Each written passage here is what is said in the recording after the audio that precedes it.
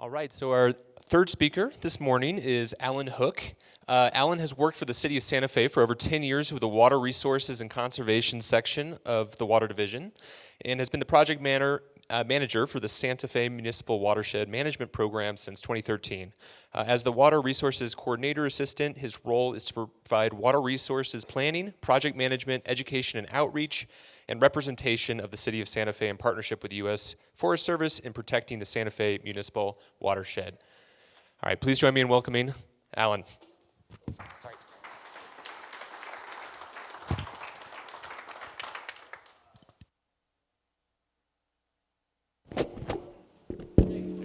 There you go. How about now? In the back? All right. I just want to start by saying thank you to Utah State University for having this conference and then being invited to Restoring the West in this conference and presenting on ecosystem service-based water and fire management in the Santa Fe Municipal Watershed. Again, I'm a water utility guy, so I'm presenting from my perspective for source waters in our watershed, and a lot of the data that I'm going to talk about on forestry is coming from Dr. Alex Margolis. He's at the USGS New Mexico Landscapes Field Station. So with that, go next. So this is our municipal watershed. It is on the eastern side of the whole Santa Fe River watershed. The Santa Fe River is a tributary to the Rio Grande, and is at approximately about 17,300 acres. Let me go back and use the laser. So we have two reservoirs here. McClure is about 5 times the size of Nichols. We get about 40% of our drinking water supply from these reservoirs. And again, this area highlighted in green, that's not crosshatched, it's about 7,200 acres. It's non-wilderness. And then the area that's crosshatched is known as the Pecos Wilderness. Everything in green is administered by the Forest Service, and then these areas, our infrastructure and in-holdings around the reservoirs are managed by the city of Santa Fe. So we are a municipally owned water utility. And just one significant thing about our watershed, it's been closed since 1932 by order of the Secretary of Agriculture. And so the issue for us related to wildfire. This is predominantly in these hills leading up into the watershed. It's pinon juniper, and then you start moving into a forest dominated by pinon, and then into mixed conifer. On the high elevations, it's spruce fir. So traditionally with pinon, historically it was about, according to our environmental impact statement, it was about 50 to 80 trees per acre. We're averaging about 900 trees per acre before we started doing treatments. Some areas were up to 1,200 trees per acre. So that's kind of our threat for density. So I threw up this really sensational slide here about climate change, climate warming. And I have to thank the Bureau of Reclamation, Dagmar Llewellyn, for this. But I mean, it is a serious issue that our global mean temperature is rising. And so two of the real eminent threats, especially for water utilities, diminishing water supplies and wildfire, especially for us in the city of Santa Fe and our municipal watershed. So I'm going to go into a little bit of Ellis's work. So naturally occurring fires, they've been common in the Southwest, probably all of you know this. They're a keystone ecological process that shape most of the ecosystems in the Southwest, especially our national forests. So historically, these forests frequently experienced surface fires that thinned out much of the forest. You got low intensity to medium intensity fires, but it created, especially in ponderosa pine dominant, a park-like stand. So one way we know about these frequency of fires and the intensity of fires is through fire scars. So on the left, you can see a tree that was scarred by a fire, and then there's a cutting there that sort of documents that. So you do a cutting, this is dendrochronology, you can date the fire scars. And so for this cutting, you can see the tree ring growth and when those fires occurred. So this was Dr. Alex Margolis' work. It was published with Jeff Balmont. I hope I get the name right there. And so that shows, in 2009, he took all the fire scars and documented this. And then also the age structure in the upper part of our watershed, especially going up into the spruce fir. Why this is significant for us as a water utility and going before our governing body, this really shows place-based science. For us, this is documentation of the fire frequency and when fire did occur historically instead of us having to go somewhere else as a reference point. So this shows some of the work and the timeline of the ponderosa pine in our watershed. So on the horizontal, this goes all the way back to 1300 up into the 2000s. So each one of these horizontal line is a lifespan of a tree, a ponderosa pine. And then the vertical tick marks are fires that occurred in our municipal watershed. So this was documented by Dr. Ellis and Jeff during this study. And so the fire frequency, average fire frequency is like 4 years for all fires. Larger fires, on average, 17 years in our watershed. But what's significant is you could see the last major wildfire was about 120 years ago. So both fire suppression, land use in our watershed has really reduced that frequency of fire. So after the fire stopped, we see that the older ponderosas are here. You have about 4 of them here in this picture. There's a downed windfall pine there. But what you start seeing is like these younger ones popping up all through here. And this is how you start to get, ladder fuels.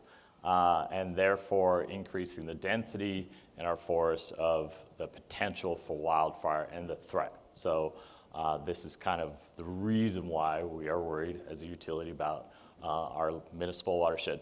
So I pulled this from CoreLogic. So this was sort of a recent study done.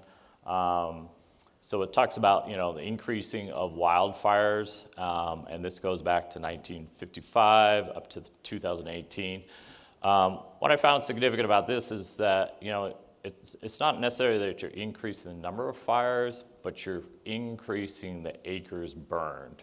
As we've seen, 2017 was, and 2018 was pretty significant, as well as 2015.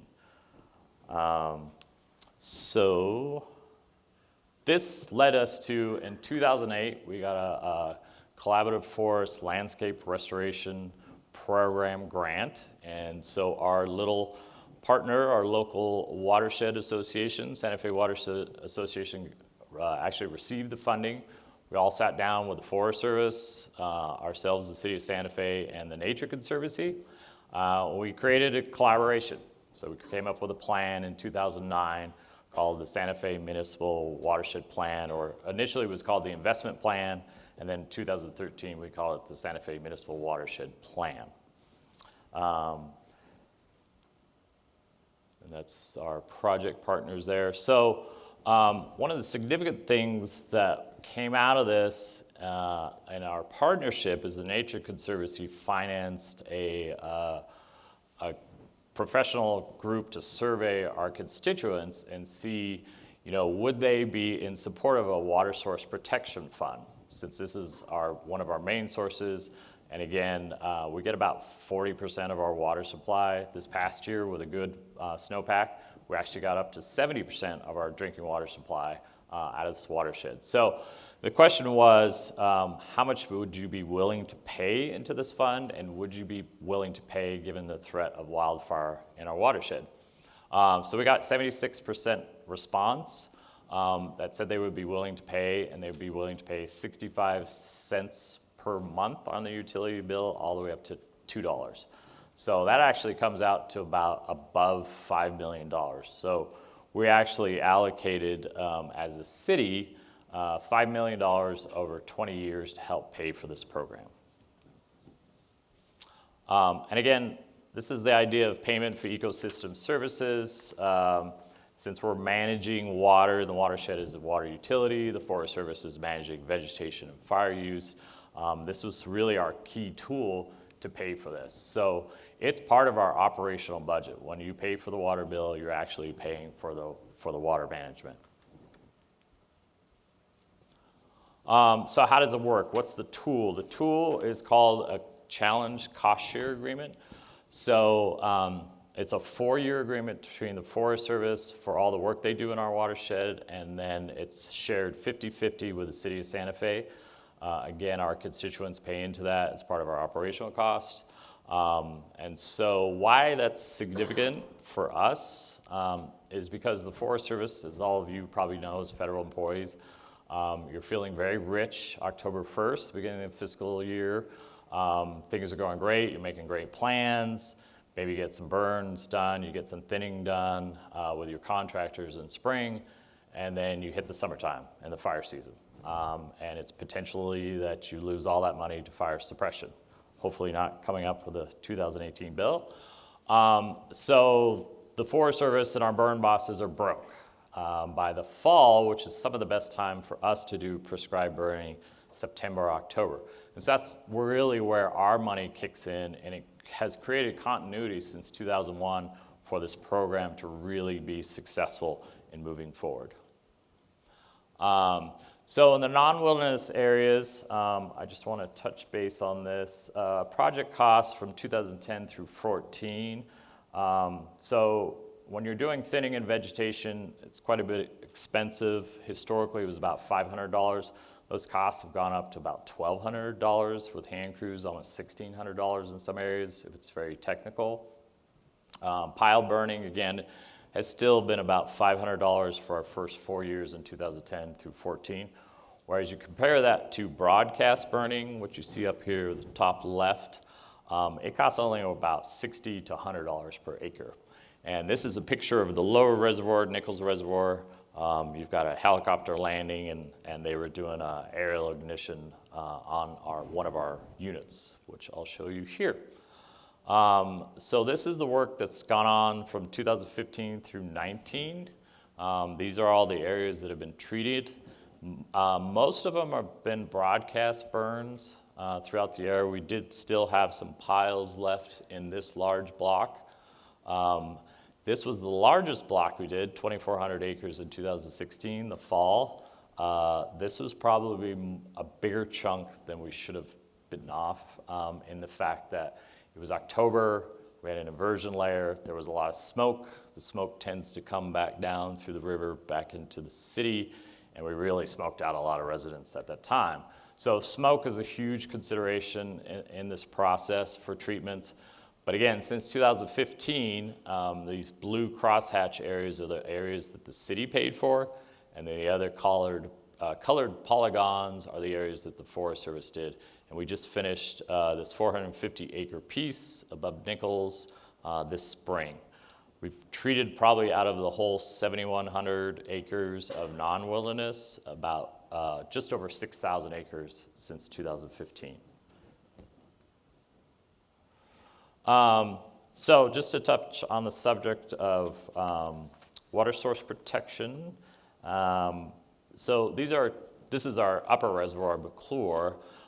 What's significant about our reservoirs, they're quite old. I mean, the lower one, Nichols, was built in 1929, so it's almost going on 100 years. This one was built in 1941, it's quite a bit larger. But this actual dam, it's not like Hoover, it's not like a flood control dam, it's made out of earth. So they just piled a bunch of dirt, boulders, rocks, they didn't sort it out. You would never build a dam like this anymore, as per the engineers, but we're still holding on to it. So primarily they're made for storage, they're not made for flood control. And so when I mention here that it's a high hazard earthen embankment dam, high hazard means that if that gets breached, there's the probability at least one person would die from the flooding effects through the city. One of the issues we've had recently, the Dam Safety Bureau has worked with us, but we have to replace the outlet conduits. Again, they're quite old. So there's sort of 3 levels of ratings for dams, according to New Mexico Office of State Engineer. So you can be satisfactory, fair, or poor. We just recently went from satisfactory to poor. So we are working on that issue to raise the grade of our dams again. But again, here's a photo. This was after Serra Grande. This is Los Alamos County's small reservoir that they had that filled in with sediment after the Cerro Grande fire. But then after Las Conchas, after all the work they did, it actually refilled back in. So they've been really limited to that. And so, we took some estimates. These reservoirs hold about 4,000 acre feet. If everybody doesn't know, an acre foot equals about 325,851 gallons. So we took some numbers from the Hayman fire, trying to figure out, like, if we had half of it fill up with sediment after a fire, how much it would cost. And some of the estimates, like from Strontia Springs, figures we'd spend $80 million to $240 million. That doesn't even include the costs that we would need to treat the water, improve our water treatment facility. We'd probably have to go to advanced microfiltration. And then furthermore, during that period, we'd probably be mining our groundwater through the city or near the Rio Grande where we have some wells. So it's a big issue for us. That's why we're investing in this program. That's why we want to protect our watershed. And it's not that we're going to stop a wildfire from occurring. It's that we're hoping we can mitigate the damages around at least the lower part of the watershed into the future. So some next steps. So we're moving into the next 4-year cycle of our collection agreement with the Forest Service. So hopefully that takes us fiscal year 2020 into 2024 on the cost share agreement. We're also finalizing NEPA documentation for a larger project. So the Forest Service is looking outside of our municipal watershed into their public lands of what we call the Fireshed. So it's 100,000 acres, and it's kind of trying to do this coordination with state forestry, tribal lands, City of Santa Fe County, and the wildland-urban interface. So we're actually contracting somebody to put together the NEPA process and the NEPA document. There's some very vocal minority in our community just thinks that, city, you should just worry about defensible space, worry about private homes, don't worry about the upper watershed or headwaters, leave that to congressional funding. We feel like it's almost negligent not to be more active. This is what our community, our constituents has directed us to do. And then there's also, I'm excited about, we are looking at a joint funding agreement to work with the USGS. I'm really looking at that issue of sedimentation. Like if there is a fire, a low to moderate fire, and what happens for us in New Mexico is a lot of the fires happen in May, June, and then the monsoons kick in. I'm sure it happens in Colorado a lot too, but July, August, September, we get sometimes our biggest rains in October, even late in the monsoon season. So having that hit us right after having a burn, it's a real threat. So we're trying to see what the scale would be and doing sedimentation modeling, how much load we might expect into the reservoirs if we had a 1/2 inch, 1 inch, 2 inch rain, which is not uncommon. Last year in 2018, in the city of Santa Fe, we had a 3.9 inch rain event, just over an hour. It was a 500-year plus event. Our engineering for stormwater worked well, and it moved all the water out of the city, down our arroyo system into the county, but that cost them over $1.5 million of damages, a lot of homes damaged, private property. So I don't think in our upper reservoir area, the upper watershed, we could handle that kind of rain event. And there are new probable maximum precipitation numbers for Colorado and New Mexico. So we're trying to integrate that into our infrastructure improvements for those reservoirs to see, can we still handle the scale? When can we not on that peak hydrograph? And when do we start notifying emergency management? All those sort of factors that we want to play into effect. But again, this has been a very successful program. I would like to emphasize it's been a collaborative program. I think that's one of the messages for this conference is the collaboration from different partners, whether it's a local nonprofit, a national nonprofit, a federal agency, state agencies. We're really at the level where we're working together well. And sometimes there's different viewpoints and opinions, but I think moving forward, that's really how we've really been able to garner more money for this program, because we've gotten over $1.5 million of state funding. After our initial EIS in 2001, we received about $5 million in federal appropriations to get us really kicked off and started. So again, it's been quite a success for our community, and we hope to be, since we're about 10 years in from the initial Watershed plan, to continue this success and this collaboration for the next 10 years. So with that, I'll stand for any questions, and this is a nice photo of Nichols.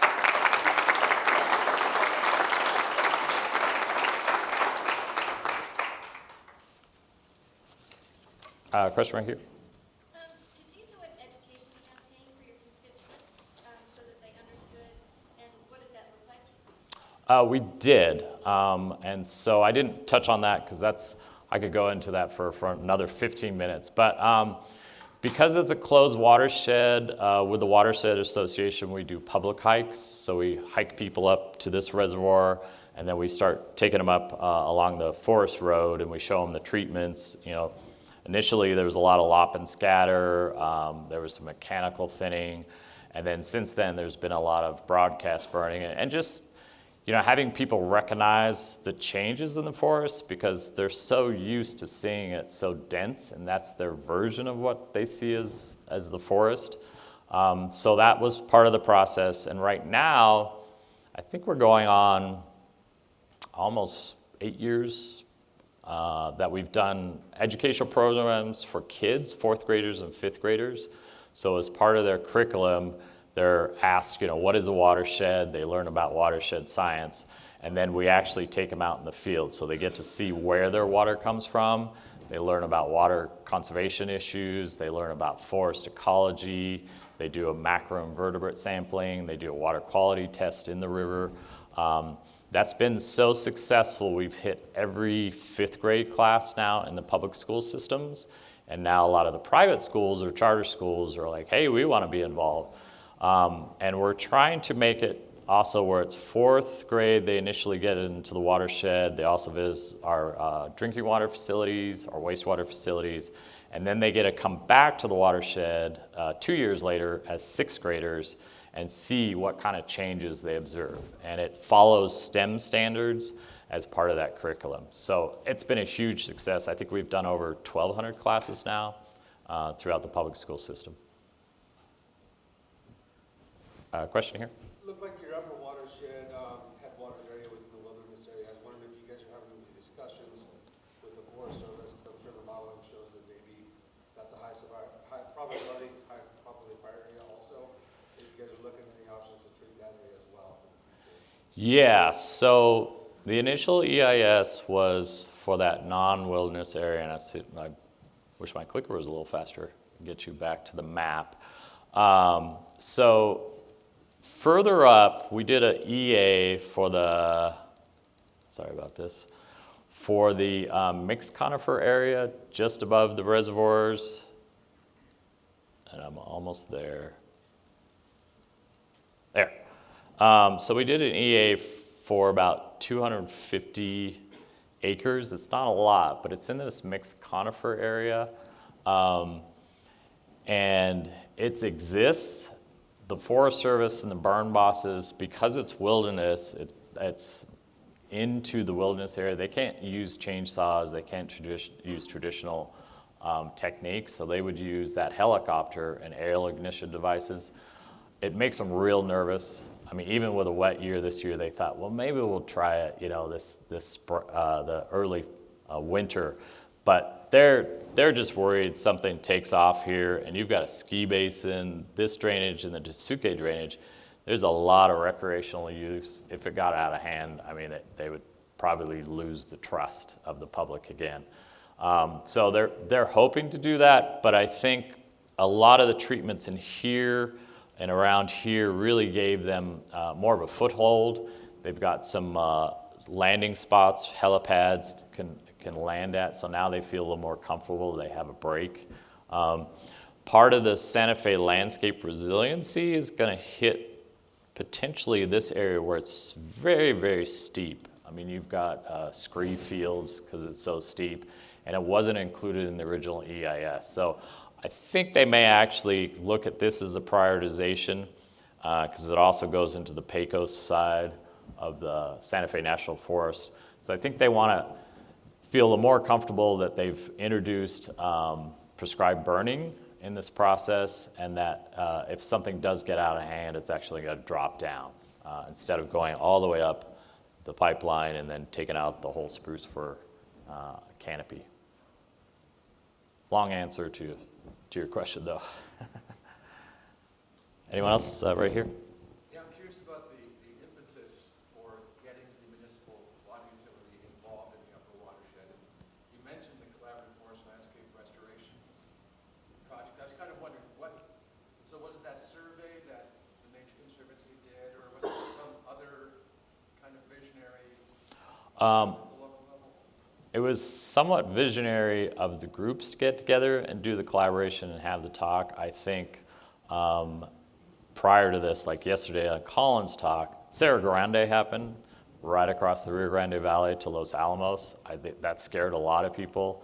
I mean, that you had this high-profile community where they lost a lot of homes. It was a real threat to the national lab.